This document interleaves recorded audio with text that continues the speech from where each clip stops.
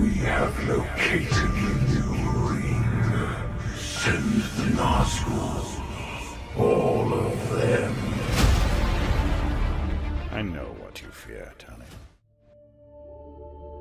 Pháp sư xám Gandalf đã quá quen thuộc với tất cả chúng ta, là nhân vật chính góp mặt trong 6 phần phim Chúa tể những chiếc nhẫn và The Hobbit. Ông không khác gì linh hồn của đoàn hộ nhẫn và đoàn đồng hành của Thorin.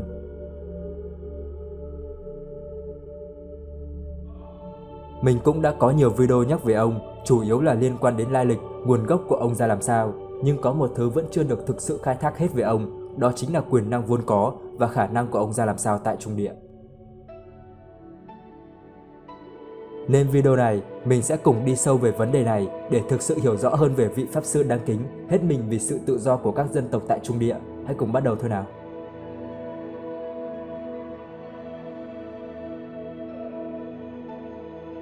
Trước tiên, mình vẫn sẽ phải nhắc nhanh lại về nguồn gốc của Gandalf là ai. Gandalf thực chất là một Maya, những vị thần bậc thấp sinh sống tại thiên quốc Valinor, tên thật của ông là Honorin. Ông vốn là một trong những Ainu nguyên thủy được Thượng Đế tạo ra để phụ giúp cho các Ainu mạnh nhất trong việc thực hiện công việc tạo ra thế giới. Khi thế giới đã được hình thành, thì ông đã giáng trần cùng với các Ainu khác. Ông được xếp vào hàng những Maya, các vị thần bậc thấp, phục vụ cho các Vala là những vị thần bậc cao tại thiên quốc.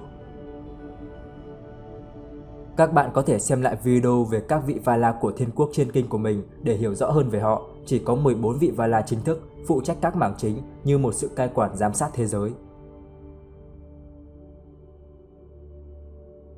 Còn lại thì là các Maya sẽ có trách nhiệm như các phụ tá cho những Vala. Các Maya hầu hết đều được liên kết với một hoặc nhiều vị Vala cụ thể. Nhờ đó mà họ sẽ được thừa hưởng nhiều quyền năng tương tự như các vị Vala nhưng ở cấp độ thấp hơn. Lý do mà mình phải giải thích về các Maya là vì mình chưa có video cụ thể nói về họ. Ở mỗi giai đoạn, Gandalf lại có các quyền năng khác nhau nên quyền năng gốc của một Maya cần phải được làm rõ hơn. Mình có đọc qua nhiều bài viết của các diễn đàn tại Việt Nam nói rằng Gandalf là một vị Maya mạnh nhất.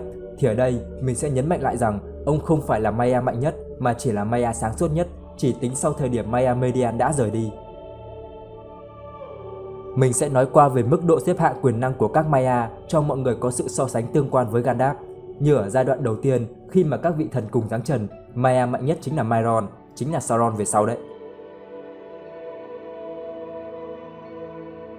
Khi Sauron đã rời đi, thì Maya Elwyn cùng với lại Maya Imari là hai Maya phục vụ cho Vala Menwë và Vanda. Họ trở thành thủ lĩnh của các Maya, nhưng Imari lại có quyền năng mạnh hơn nên đã trở thành Maya mạnh nhất tại thiên quốc. Maya mạnh thứ hai là Arien, người phụ trách cai quản mặt trời. Maya Melian, mẹ của Lúthien, mới chỉ là Maya mạnh thứ tư mà thôi. Nói vậy để biết rằng Gandalf ở thiên quốc cũng chỉ là một Maya hạng trung. Sự đặc biệt ở ông làm cho ông trở thành một Maya nổi bật ở thiên quốc lại nằm ở khía cạnh khác, chứ không phải là ở sức mạnh. Đó chính là sự khôn ngoan, tầm nhìn xa, lòng trắc ẩn, sự cảm thương với thế giới của ông cao hơn nhiều so với các Maya khác.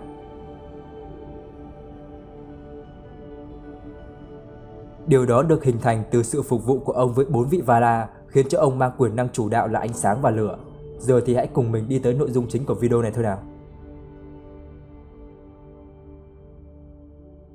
Như mình đã nói ở trên, việc trình bày nguồn gốc Maya của Gandalf là để khẳng định việc sức mạnh nguyên thủy của ông sẽ rất là khác với nguồn sức mạnh ở hình dạng pháp sư của ông.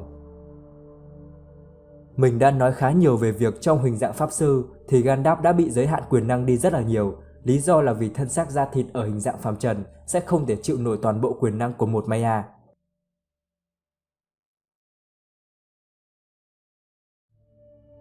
Khi ở hình dạng là một Maya thì ông được cho là sở hữu một nguồn sức mạnh rất lớn, vượt xa quyền năng trong thân xác là một pháp sư tại Trung Địa. Trí tuệ cũng được ông sử dụng để tận dụng nguồn sức mạnh của mình nhằm vào điểm yếu của kẻ địch. Ông có thể thay đổi hình dạng một cách dễ dàng, còn trong thân xác là một pháp sư thì thân xác đó đã bị cố định. Là một Maya thì khả năng mà bất kỳ một vị thần nào cũng có, đó chính là sự bất tử. Đúng rồi đấy, ông sẽ không thể nào có thể bị chết được. Mặc dù chúng ta được thấy trên phim không chỉ Gandalf mà còn cả Saruman và Sauron cũng từng là các Maya, họ cũng gần như đã chết ở trên phim. nhưng đó chỉ là sự ra đi của thân xác phàm trần mà họ đang mang mà thôi.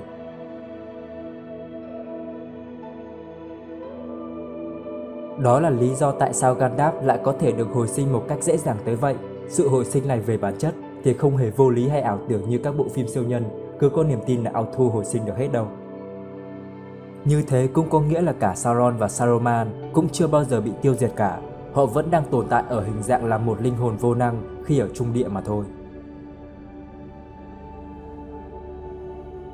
Gandalf cũng mang trong mình tầm nhìn xa, nó thể hiện ở những hành động và chiến lược tại trung địa. Khả năng này gần giống với cách tiên tri nhìn trước tương lai mà Elrond có được. Khả năng này của Elrond là được thừa hưởng từ dòng máu Maiar đến từ Merian, và cũng có nghĩa là Gandalf tuy chưa thể bằng Merian về quyền năng này nhưng vẫn sẽ có thể sử dụng được nó ở mức tầm trung. Đây là lý do tại sao mà ông lại hiểu được tầm quan trọng của người Hobbit ở cuối kỳ thứ 3, cũng như nhìn thấy được tương lai của Aragorn. Đó cũng là cách mà ông tìm được ra một cây trắng mới thay cho cây trắng đã chết của Gondor.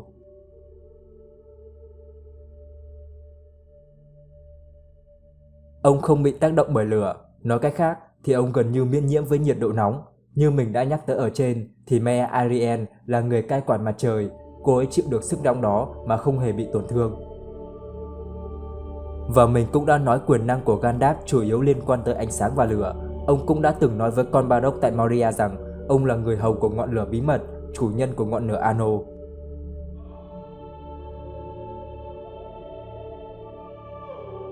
Điều đó giải thích cho việc Gandalf có thể đối đầu với Bardock mà không bị tác dụng phụ liên quan tới những quầng lửa của Bardock.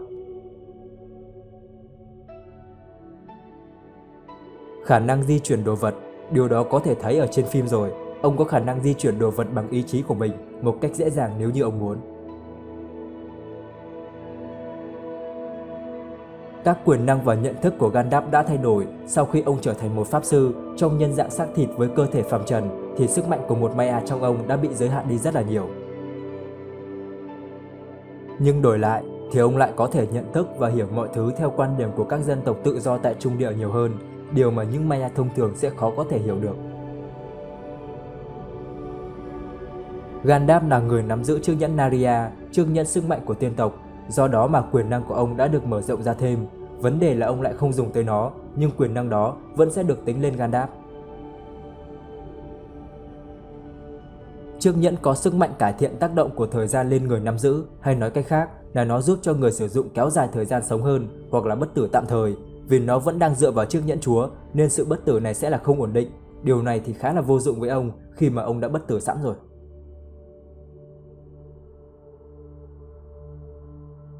Về bản chất thì chiếc nhẫn tiên tộc đủ mạnh để tác động quyền năng này lên cả một khu vực, như cách mà Elrond và Galadriel đã dùng để kéo dài thời gian sống cho cả lãnh địa của mình. Tức là theo lý thuyết thì cứ đi kè kè theo Gandalf thì cũng sẽ được hưởng cái quyền năng này. Chiếc nhẫn còn mang tới sức mạnh truyền cảm hứng cho những người khác có niềm tin chống lại các bạo quyền, sự thống trị và tuyệt vọng, cũng như che giấu người sử dụng khỏi sự quan sát từ xa. Có một điều mà cả 5 vị pháp sư đều có, đó chính là những cây gậy phép. Ở The Hobbit, chúng ta có thể thấy tầm quan trọng của cây gậy phép này, khi mà nếu thiếu cây gậy phép thì các pháp sư khó có thể thi triển được quyền năng.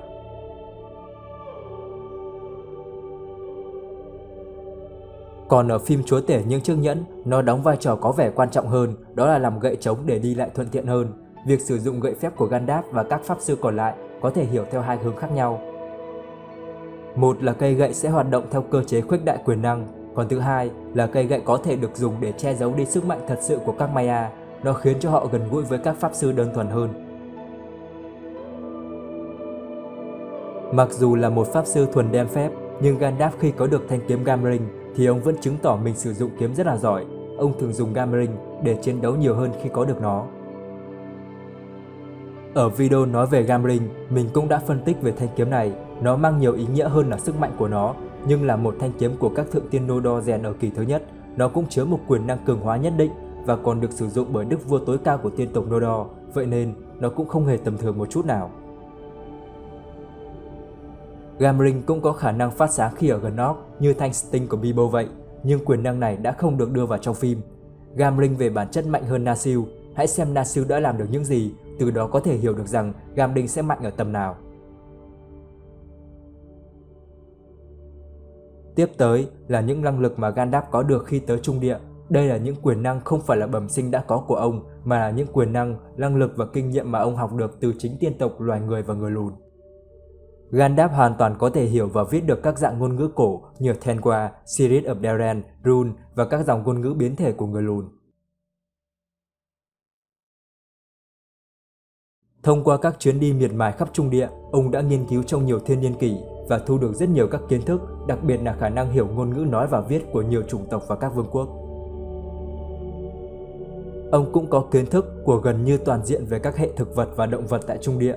Ông cũng có thể sử dụng dễ dàng các bảo vật quyền năng tại Trung Địa như ở Palantir.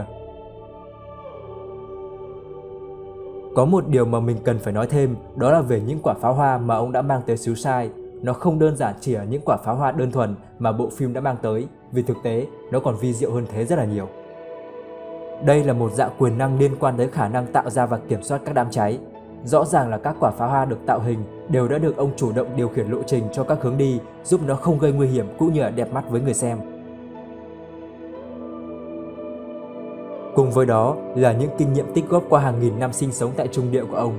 Tiêu biểu nhất đó là khả năng dùng kiếm của một pháp sư. Tuy rằng ông mới chỉ sử dụng thanh Glamring được hơn 80 năm, nhưng kiếm thuật của ông có thể nói là tuyệt vời hơn Aragorn rất là nhiều.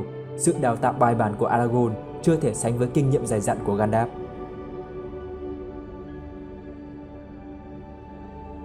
Khả năng thích ứng và xoay chuyển với mọi tình huống của ông cũng rất linh hoạt, do hiểu rõ được thứ mà mình đang đối đầu khiến cho ông đưa ra những phương án đối phó nhanh chóng, đơn giản như cách tiêu diệt chôn núi hay là đối đầu với Barok. Có một phạm trù về quyền năng đã được giải phóng chỉ riêng ở trên mình Gandalf. Trên cương vị là một Istari, ông chính thức đã trở về từ cõi chết. Gandalf đã thực sự hy sinh khi chiến đấu với Barok. Nhưng như mình đã nói ở trên, bản thân ông là một Maya, nên ông là bất tử. Sự ra đi ở đây đó chính là thân xác phàm trần mà linh hồn của ông dùng để trú ngụ. Trong thế giới Chúa Nhẫn, rất ít người được tái sinh tại Trung Địa, có nghĩa là quay trở lại lần thứ hai. Và hầu hết những người được tái sinh thì đều có một điểm chung, đó là quyền năng của họ đã ở một tầm cao hoàn toàn mới. Với tiên tộc như Glorfindel thì ông sẽ được cường hóa mạnh mẽ về sức mạnh của mình, còn với một pháp sư như Gandalf thì đơn giản là ông sẽ được trả lại quyền năng mà trước đó đã bị giới hạn ở thân xác cũ. Có khả năng lãnh đạo và chỉ huy một trận chiến. Đây là điều mà hầu hết các vị thần phải có. Những khả năng này là sự đúc kết tư duy cũng như kinh nghiệm trải qua nhiều trận chiến thực tiễn của họ. Ta có thể thấy trong mọi tình huống giao tranh mà có Gandalf ở đó thì ông hầu như sẽ là người đưa ra mọi giải pháp và mọi người sẽ làm theo. Hay như Denethor không còn tỉnh táo, ông sẵn sàng đứng ra chỉ huy các binh lính Gondor chiến đấu.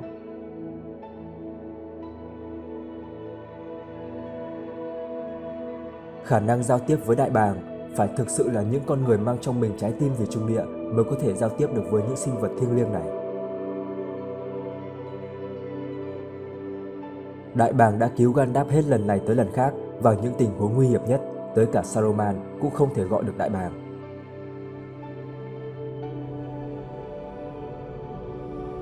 Theo như nhận định của nhiều người thì rõ ràng Gandalf áo trắng đã không còn là một Istari nữa, vì trên thực tế ông đã không còn được bao bọc bởi một thân thể phàm trần nữa rồi. Đó là một sự khác biệt với các pháp sư là Istari.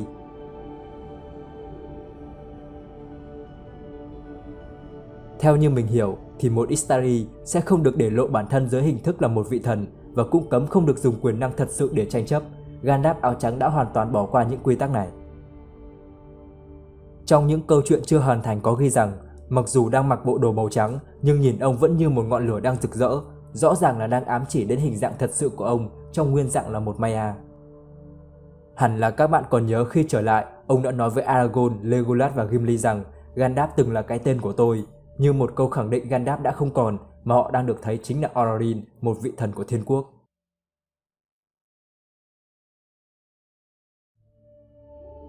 Đó là những thông tin mình muốn chia sẻ thêm với mọi người về những quyền năng và khả năng của Pháp Sư Xám Gandalf, một người cha già mẫu mực của Trung Địa. Còn điều gì mình chưa nhắc tới về những khả năng của ông nữa không? Hãy chia sẻ cho mình và mọi người cùng biết nhé! Còn bây giờ thì xin chào và hẹn gặp lại ở các video tiếp theo.